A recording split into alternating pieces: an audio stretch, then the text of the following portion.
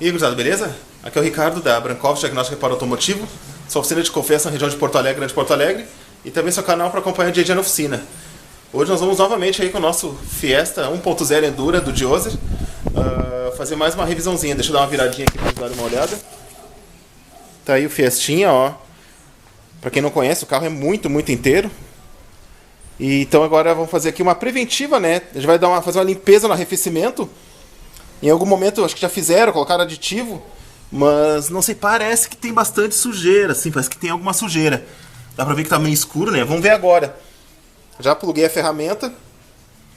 Faltou plugar aqui a ferramenta em cima aqui para controlar a pressão. Vou ter que pausar o vídeo, né? Mas basicamente, pra quem não conhece, né? Então como é que a gente faz? A gente pega aqui a água da rua, ela vem com um pouco de pressão também, ela acaba expulsando a água, né? Então vem a água da rua, ela entra aqui, ó, o registro tá fechado. Ela vem nessa mangueira, ó, e entra no reservatório. E a saída, ó, o retorno, a gente pluga nessa outra mangueira, ó, que pega aqui e sai no balde. Quando começar a sair água limpa, a gente fecha a entrada, abre a circulação e fecha a saída. E deixa o motor funcionando até ligar a ventoinha, até ele esquentar de novo para soltar um pouco mais de sujeira. E vai repetindo até sair água limpa. Vou plugar ali o manômetro ali para a gente poder dar controlar a pressão, né? Senão vai sair água ali também e eu já começo aqui o procedimento. Então tá, o motor tá funcionando. Já deixa o motor funcionando que, como eu falei, a própria bomba d'água faz circular o líquido e o calor do motor solta a sujeira, né? Então agora eu vou abrir a água da rua, que daí ela dá uma pressão e expulsa o líquido que tá no motor. Não tem problema, tá? Às vezes o pessoal se apavora que vai dar choque térmico, né? Mas não tem como dar choque térmico porque a água vai entrando gradualmente. Gradualmente ela vai trocando de temperatura. Claro, hoje tá bem frio aqui. Até hoje não tá tanto, tá uns 16, 17 graus, até uns 20 eu acho que deve estar. Mas mesmo assim, bom, até a água que tá saindo parece bem limpa. Eu acho que o reservatório deve estar queimado. Queimado não, deve estar encardido o reservatório. E o reservatório já foi trocado, não é original. Até o Dioser conseguiu um reservatório aqui original, estoque antigo. E só tá queimadinho acho que foi muito tempo armazenado. Mas ele é original a princípio. Tá aqui, ó. Original.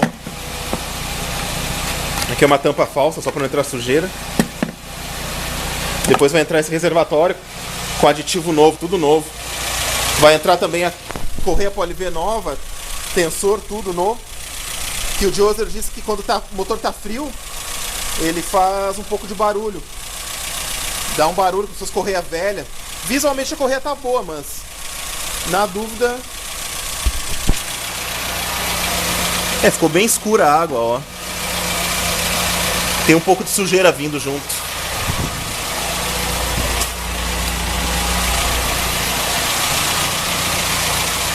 Abrir mais um pouco a água, né? Mas a gente controla a pressão aqui, ó. Para não subir demais a pressão, pode acabar estourando até um radiador, uma mangueira.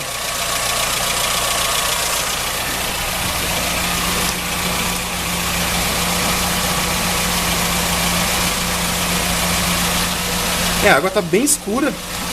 Aparentemente tem sujeira bastante, mas até que ela sai limpa visualmente, mas o balde ficou bem escuro, ó. Aqui ele já tem a válvula termostática, já é nova. Ela estava travada levemente aberta. Entrou uma válvula termostática nova. Na estrada a temperatura caía bastante. Agora fica bem certinho, né? O problema de andar sem válvula termostática ou com a termostática travada aberta, o motor trabalha frio, o consumo aumenta porque a injeção eletrônica vai enriquecer mais a mistura para melhorar a queima.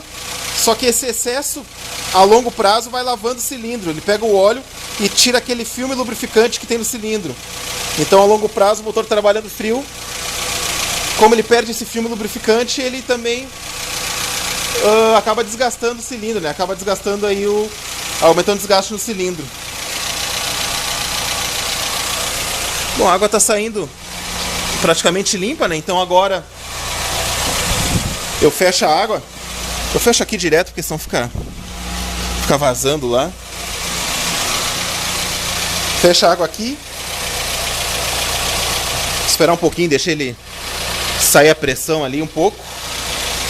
Agora eu cancelo abro a circulação, né? Pra água circular normal. E fecha a saída. E deixa funcionando um pouco aqui, deixa funcionando até ele ligar a ventoinha de novo. Então tá, pessoal, aqui ó, já é o segundo balde. E a água tá saindo clarinha, clarinha, ó. Era só algum resquício que tinha de sujeira ainda da outra limpeza. E o reservatório tá encardido mesmo, que não clareou. Aqui fechou então a limpeza, é isso. Trocar o reservatório, colocar o aditivo. Vou dar uma olhada primeiro aqui na correia, na parte de correia aqui. Como eu falei, trocar a correia e as polias. De repente trocar o tensor também já vou ver como é que tá a bomba d'água aqui. Isso então, pessoal, aqui ó, já entrou a correia Poly-V nova. A outra correia que estava aqui antes não parecia estar visualmente desgastada, mas conforme mexia no tensor, ela fazia um barulho de gemido já de bem gasta a correia. Então, pelo jeito a correia já estava bem gasta. Foi trocado as duas polias, né, os dois roletes. Esse aqui, ó, esse aqui tá com folga no o rolamento, que é essa parte interna aqui. Essa parte interna, ele tá folgado aqui e tá fazendo bastante barulho, ele tá trancando, né? Acho que o barulho que o Joser ouvia, diz que às vezes precisava dar um barulho com o carro funcionando, depois de algum tempo, devia ser essa polia já começando a trancar, a bater. E como o tensor, o acesso é por trás, teria que tirar toda essa peça, a não ser que eu esteja enganado, mas eu não enxerguei acesso do tensor da Poly-V pela frente. Como ele está tensionando, não está torto, não está acavalado nem nada, a gente optou por manter, porque não tem porque dar toda essa trabalheira, mexer, teria que soltar tudo isso aqui. Não teria nem tempo hoje aqui a princípio. Então a gente trocou só os dois roletes. Só esses roletes aqui, que os dois são iguais.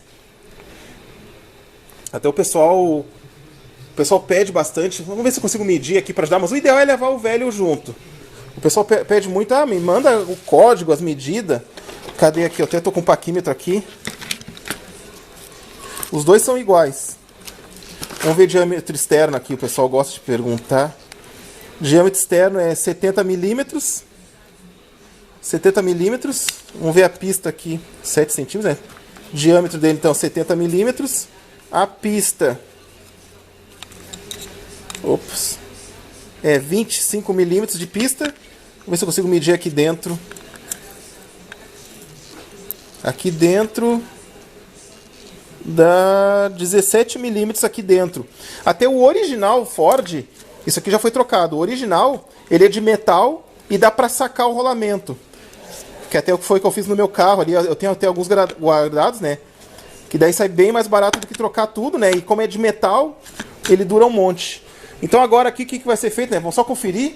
A correia Poly-V também para entrar foi uma briga, mesmo com o tensor ali. Ela entra muito apertada, foi difícil de colocar, mas entrou. Já coloquei o aditivo, né? Até já baixou um pouco, ó. Tem que fazer a sangria, tem que ligar o motor com a tampa aberta e deixar o motor funcionar um pouco, né? Mas daí isso eu vou dar uma sangrada, mas depois mesmo, agora nós vamos partir para o eixo traseiro, para trocar as buchas do eixo traseiro. Essas aqui, ó, o Joser conseguiu da marca Axios, que aqui na volta só tinha só tinha de outra marca, né? Aqui estão as duas buchas. Essa bucha, visualmente, ela não costuma ter... A princípio, não dá problema. O que dizem, né? Até o Joser me informou que o que gasta é essas... Isso aqui gasta e a bucha fica rolando. E daí faz barulho, fica um barulho de rangido, chato. Então, a gente vai trocar agora ali. Eu vou tentar mostrar alguns detalhes. Tem vídeo aí mostrando. Mas, a princípio, não é nada tão complicado, mas... Tem que ter umas ferramentinhas feitas em casa, eu já mostro pra vocês aqui. Então tá, pessoal, tô fazendo a sangria aqui. Agora eu vou... O que eu faço? Conforme vai esquentando o motor, eu venho aqui e desligo. Vamos ver se dá certo agora. Aí quando desliga, ele começa a sair a bolha de ar. Vamos ver se vai agora.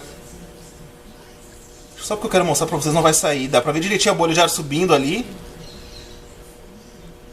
Não rolou agora. Mas enfim, vai fazendo isso, né? Até sentir que ele vai abrindo aqui a termostática, né? Até já esquentou bem aqui, então. Esse motor não funciona com com a... sem a tampa do reservatório. Quando começa a esquentar, que chega em 90 e poucos graus, ele começa a botar água pra fora. Então daqui a pouco já tem que botar a tampa ali. E como é que eu fiz aqui, né? Esse motor aqui, com esse completo com ar-condicionado, segundo uma tabela ali que eu tenho, vai 5,5 litros de líquido no total. Então eu comprei aqui 3 litros de aditivo concentrado, completei, e depois o resto eu botei água da torneira mesmo. É que aqui em Porto Alegre, aqui essa água que eu tenho aqui da torneira, eu confio, eu sei que é potável, é tranquila. Eu sempre usei ela. Se você não confia, ou daqui a pouco tá na dúvida mesmo, usa água desmineralizada então, para não ficar na dúvida.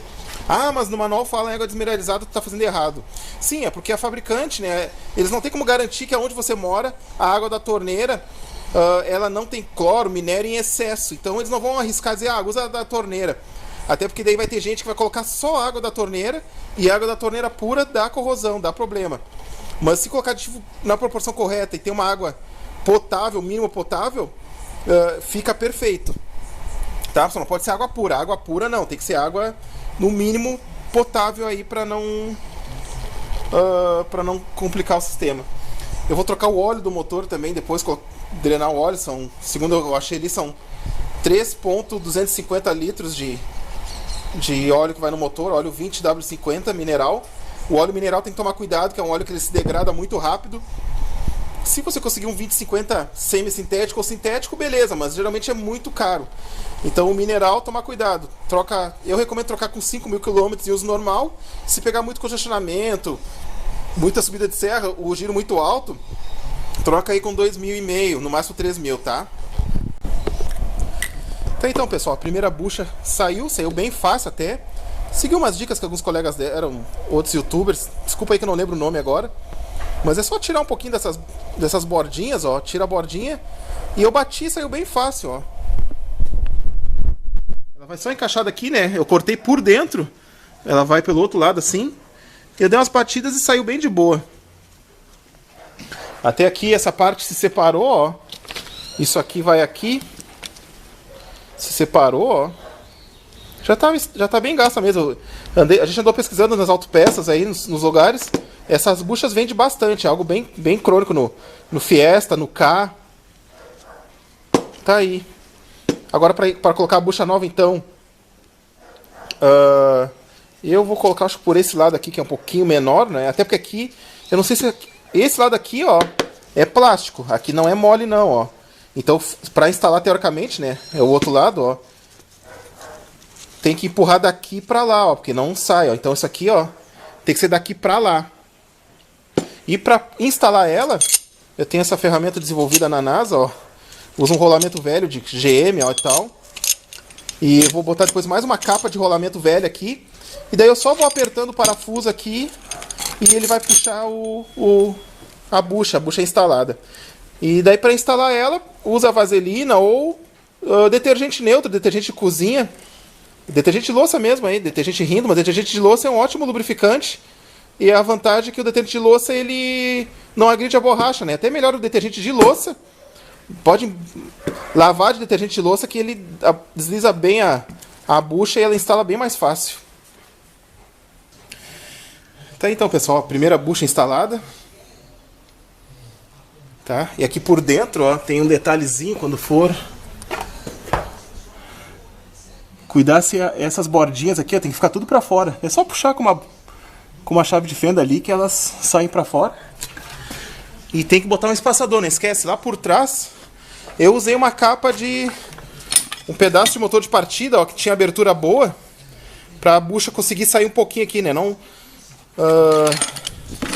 porque senão essa parte aqui da bucha, ó, ela tem que passar aqui, ó. Tem que ter uma folga. Pra quando instalar aqui, né? Que ela vai passar. Ela tem que ter uma folguinha aqui pra poder passar e encaixar até o final. Isso aqui eu só usei um fuso normal de... um fuso de... em ferragem tem isso aqui, né? Trava ele com uma contraporca aqui do outro lado. E desse lado aqui vai apertando ele... Eu vou mostrar agora, no próximo eu mostro pra vocês.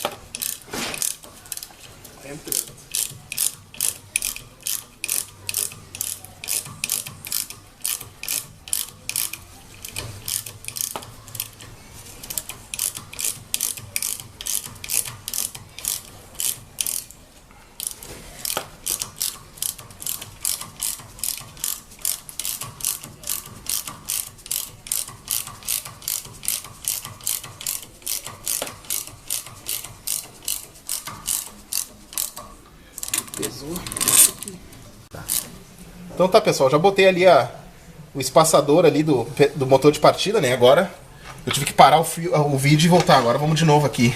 Deixa eu ver se consigo botar a luz num lugar bom. Tem que dar pra ver aqui. Vamos lá agora. Vou terminar de instalar.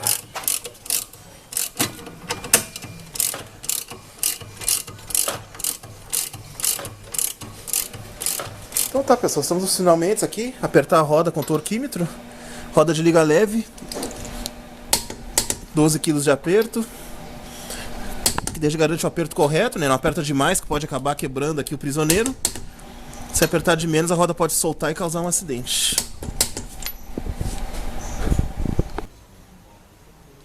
Isso aí então, pessoal. Fiestinha foi finalizado. 100%, né? Tudo testado, arrefecimento, suspensão.